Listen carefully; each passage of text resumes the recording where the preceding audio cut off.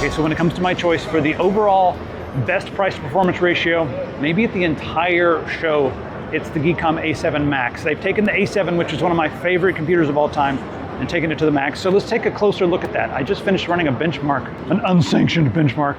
I brought benchmarks from home just because I wanted to show you. Now, this is something that we've tested before. It should be virtually the same performance as the older version because it's the A7 with Max on top of it. That's right. So it's got the Ryzen 9 7940HS, and that features 8 cores, 16 threads. They're all big cores, and we also have a Radeon 780M in here, meaning that you can game on this. Now, the CPU is more than a year old at this point, the 7940HS, but really AMD has mostly been focusing on like AI and stuff, so they haven't made their regular CPUs that much better. It's not that much different for just regular use and gaming compared to the brand new stuff. So that's where it's like a sweet spot for me. You can do everything from video editing, coding, 3D work to gaming on this. Now, what makes it max? Let's go ahead and take a look at that. We've got 4 ports instead of 2 on the front, which I love to see, and there's our charging port right there.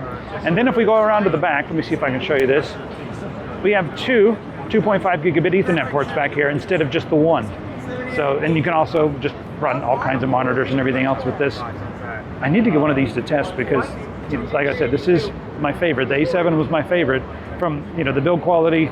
Also, how silent this is. They've really perfected, I think, this case.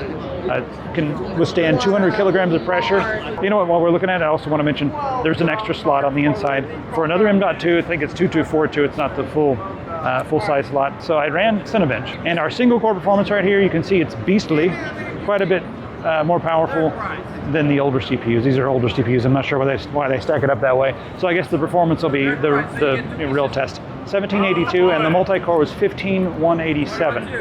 I'll bring up the multi-core and show you where it stacks up. The only thing on top of this are Threadrippers and Xeons, so this is an extremely fast CPU, especially when you compare it to the newer stuff that's way more expensive. I think I've already covered the price to performance ratio. Did I mention this has the best price to performance ratio? I think I did. So now let's run Valley. As you can see, we got a score of 41.7 FPS running on 1080p high. And the overall score is 1746, minimum 22. To give you an idea of the 3D performance.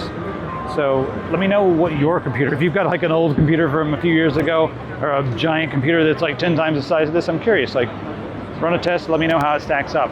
That is the A7 Max. This is the sweet spot right here. You see it? This is it. This is the sweet spot.